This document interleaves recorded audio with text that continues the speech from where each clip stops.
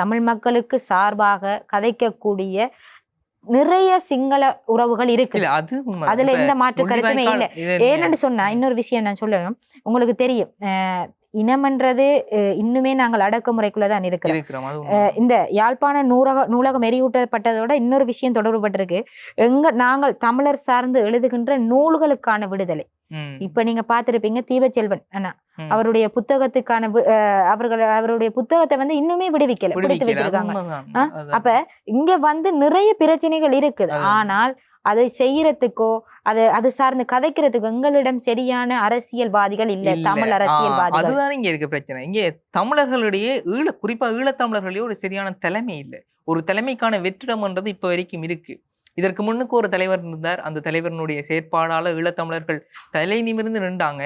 ஆனால் அந்த தலைவனுடைய இறப்புக்கு பின்னர் அல்ல, அந்த தலைவனுடைய மறைவுக்கு பின்னர் இப்ப திரும்ப ஒரு தலைவருக்கான வெற்றிடம் இருக்கு. அந்த இடத்தை நிரப்புறதுக்கு ஈழத்துல ஒரு ஆள் இல்லைன்றதான் இங்க இருக்க பிரச்சனை. இப்ப குறிப்பா பாருங்க, யாழ்ப்பாண நூலகம் எரியூட்டப்பட்டது.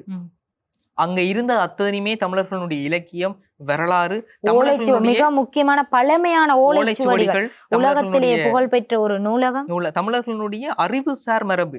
இப்ப குறிப்பா தமிழர்கள் கொண்டிருந்த வானியல், இப்ப நாங்க ஜோதிடம் வந்து சாதாரணமா கடந்து போறோம். ஆனா அது 5000 வருட பழமையை கொண்ட ஒரு வானியல். அப்ப அந்த வானியல் சார்ந்த அறிவு, அது சார்ந்த மரபுகள், தமிழர்களுடைய வைத்தியம், இப்ப சாதாரணமா சித்த வைத்தியம்னு சொல்லி கடந்து போறோம். அங்க போனா என்னப்பா புக்க கட்டுவாங்கன்னு சொல்றோம். ஆனா அந்த சித்த வைத்தியம் என்னென்ன வேலையெல்லாம் செஞ்சிருக்கு, போர்க்காலத்துல எந்த அளவுக்கு அந்த சித்த வைத்தியம் உதவி செஞ்சிருக்கு. இதற்கு நிறைய திரைப்படங்கள் கூட எங்களுடைய இலக்கியங்களை வைத்துதான் அது வெளியாகுது. அப்ப இப்படியான அறிவுசார் மரபியல் சார்ந்த பல நூல்களை அந்த நூலகத்துல அடக்கி வைக்கப்பட்டிருந்தது. அந்த நூலகம் எரிக்கப்பட்டது.